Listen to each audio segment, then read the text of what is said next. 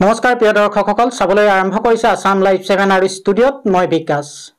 এক গতানুগতিক চৰিত্ৰৰে পুনৰবাৰ কুম্ভকৰ্ণ নিদ্ৰা পৰিহাৰ কৰি এঙামুৰি দিলে আবকাৰীয়ে। হয় প্ৰিয় দৰ্শকসকল, আপোনালোকে ঠিকেই শুনিছে।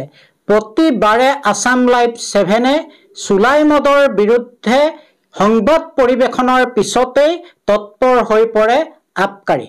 আৰু তাৰ মাজৰ সময়ছোৱা এওঁলোকে পালন কৰে কুম্ভকৰ্ণ নিদ্ৰা।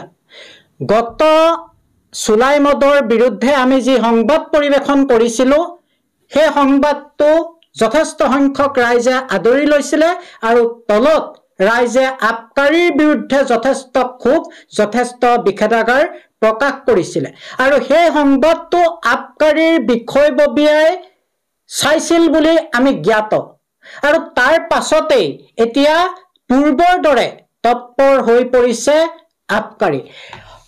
আমি আপোনালোকক জনাব বিচাৰিছো যে আসাম লাইভ 7-ৰ সংবাদৰ প্ৰভাৱ পুনৰবাৰ আবকাৰীয়ে মানটনীয়া, লালিমচিগা, মাহিগাঁও, কোঁৱৰগাঁও আৰু দুবদৰত চুলাই মদৰ বিৰুদ্ধে অভিযান চলায়। আৰু এই অভিযান চলাইছে, এই তৎপৰতা প্ৰদৰ্শন কৰিছে আসাম লাইভ 7-ৰ সংবাদৰ পিছতে।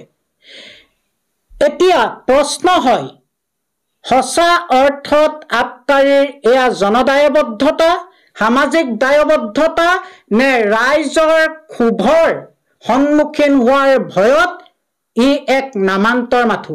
আপোনালোকে কমেণ্ট বক্সত কমেণ্ট দিব। আবকাৰীক আপোনালোকৰ প্ৰতিটো কমেণ্টে যাতে অনাগত দিনত আবকাৰীয়ে অধিক সাবল্যতাৰে তেওঁলোকে এনেধৰণৰ তেওঁলোকে চুলাই মদৰ বিৰুদ্ধে তৎপৰ হৈ থাকিব পাৰে। আমি আপোনালোকৰ পৰা জানিব বিচাৰিম যে আপোনালোকে কি ভাবে, এয়া আবকাৰীৰ সামাজিক দায়বদ্ধতা নে এক গতানুগতিকতা? মন্তব্য দিবলৈ নাপাহৰিব আপোনালোকে।